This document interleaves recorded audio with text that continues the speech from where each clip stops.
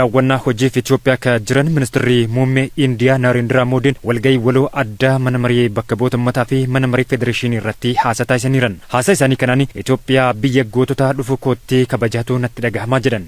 It is wonderful to be here in Ethiopia, the land of lions.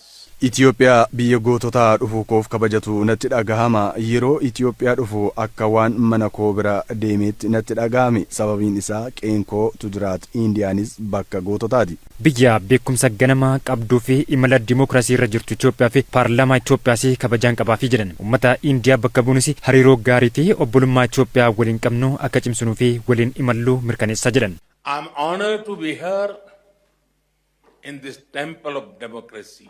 Biyya bu'uura dimookiraasii taate kan qaroominni durii qabduu fi biyya saboota ciccimoo dhufuun koo na boonsa. Gara kanatti dhufuun koo kabaja guddaa isiniif waanan qabuuf uummata Itoophiyaaf paarlaamaa Itoophiyaaf kabajan qaba. Isin Itoophiyaanonni imala dimookiraasii irra jirtu uummata Indiyaa biliyoona 1.4 bakka bu'uun obbolummaa hariiroo fi hawwii gaarii isiniif ibsa. Itoophiyaan ministeera muummee Indiyaa kana nishaanii kan badhaafte yoo ta'u badhaasa kana maqaa uummata Indiyaan akka galateeffatan dubbatan. Narendra Moodiin humni dargaggoota Itoophiyaa fuuldura Itoophiyaa ifaa ni taasisaa jedhan. Itoophiyaan amma tarkaanfii guddinaa olaanaa jalqabdeettis jedhan. Falaasamni ida'amu ministeera muummee Itoophiyaa Dr. Abiy Ahmed kan Indiyaanis wal fakkeenya qabaa jedhan. Ethiopia is one of the oldest civilizations. Itoophiyaan seenaa dhala namaa keessatti bakka qaroomina yeroo dheeraa qabdudha. Seenaa Itoophiyaa gaarreen irratti sulula keessatti onnee gootummaa lammiilee Itoophiyaan barreeffameera. Har'a Itoophiyaan ol ka'iinsa irra jirti. Sababiin isaa kan darbe xiqqeeffachuun har'a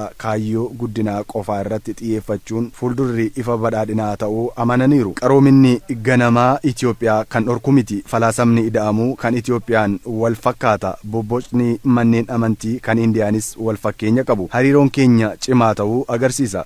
Waliin ta'uun waliin socho'uun humna jabaa akka qabus dubbataniiran. Hariiroon Itoophiyaa fi Indiyaa kan waggaa dheeraa ta'uu himanii bifa addaan bara 1941 eegales jedhu.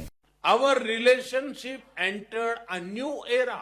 Hariiroon garlamee keenya bifa addaan bara 1941 yeroo loltoonni Indiyaa walabummaa Itoophiyaa keessatti qooda fudhatan eegale. Hariiroon dippiloomaasiin idilees kan eegale akkuma sanaan booda Indiyaan walabummaa argatteen yeroos imbaasiin jiraachuu dhabuyyuu hariiroon ni jira ture. Barsiisonni Indiyaa Itoophiyaa dhufanii barsiisaa turaniiru. Manneen barnootaa Indiyaa Itoophiyaa keessatti ni argamu. Barsiisonni Indiyaa afaan Itoophiyaa ni dubbatu. Hariiroon keenyi baay'eedha.